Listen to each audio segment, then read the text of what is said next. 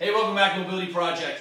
Here's what we've got going on today. I want to show you a test where we kind of, one of the things that we do at the project is we kind of try to look around at understanding systems of movement, understanding the way people are talking about movement, understanding the way that people have been organizing the human body for a long time. And one of the things that just kind of popped up recently is an analog to one of the kind of common mobility positions that we work on in this position is how similar that looks to Happy Baby in yoga.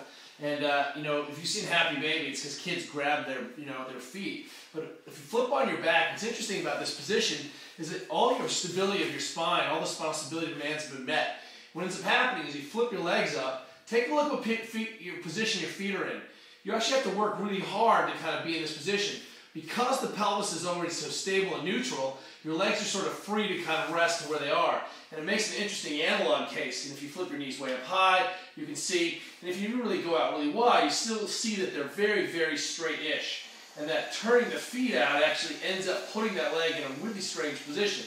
So it's interesting that once we've met the demands of the spinal position of the back, that once that the feet are up, you can kind of see what that position is looking like. If you start to take that out really wide, you'll see that I naturally am going to turn a little bit, but they still stay very straight. And what we're always talking about is taking the slack out of the system of the athlete. And that one of the things that we can do and talk about is that, even if I have to, in order to achieve full depth or I'm pulling really wide, in order to get into my foot position, I still need to arrive on torque and on tension. So even if I'm jumping and landing, I want to be jumping and landing, trying to end up into external rotation. And one of our friends, big strong guy, I think this Mark Bell is his name, it's weird, but he talks about how even if he's pulling really wide, he'll start with his feet straight and then spin them into the position where he knows he's going to be pulling from. And that really winds up taking a lot of that slack out of the system. So take a look at that Happy Baby test, see what position you're in. We want you to be conscious about, hey, how do I wind up, close all those systems down, lat, tri, tuck, winding up, taking all the slack out of the joint so that the joint capsule can effectively pull and generate force. Here's what we've got going on for mobility homework. Is first thing first, we're going to go after this kind of high proximal hamstring region. And that's done effectively. We're going to start by throwing the leg into a loop, get that band to distract that hip. I'm going to put my foot up on the box. And this is key for my super big, thick guys who have a hard time with flexibility on the floor. I can get them up into a good position. And look, I'm well hip crease below the knee here, and I can really dictate what happens to my foot. In fact, if I turn my foot out, I'm like, that doesn't really make any sense.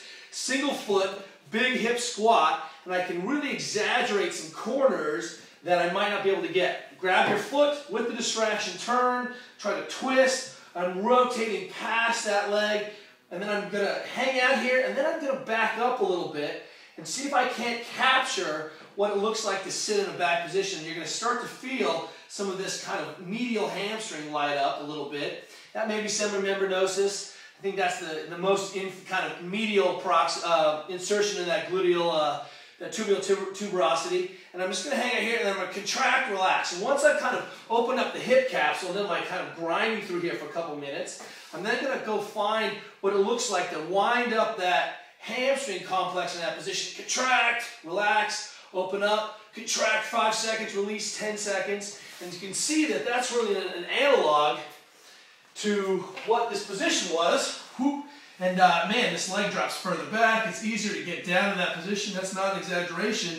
I just have opened up this chunk of my hamstring, and it gives me a lot more option in terms of achieving depth because I have a little bit more space, especially near the grundle. And because I mentioned the grundle, pull out your grundle power ball. Let's get your leg turned out a little bit, and I want to see if you can pull apart the insertion of those hamstrings right onto that big bone. I'm really going to work on just pancaking laterally, or from laterally to medial, and just looks like I'm sitting on the ball. It's that technical. And I'm going to just try to unglue some of those tissues. And I'm right in this kind of mass in my manhood, just lateral to the manhood in the grundle, which is the source of all man's power and woman's power. I'm not going to lie. But just see if you can't unglue all three of those tendons and peel them right off the bone. And then I've got my hands down. And then if I am a man, I'll get tight. I can contract, relax. And then give a clap. That's how you know that you're relaxed. You should be able to kind of fully sit on the ball. And don't forget to tack, roll around, do what you can do. But that's what we're thinking today. We're trying to open up that hip laterally so we have movement options. See you tomorrow.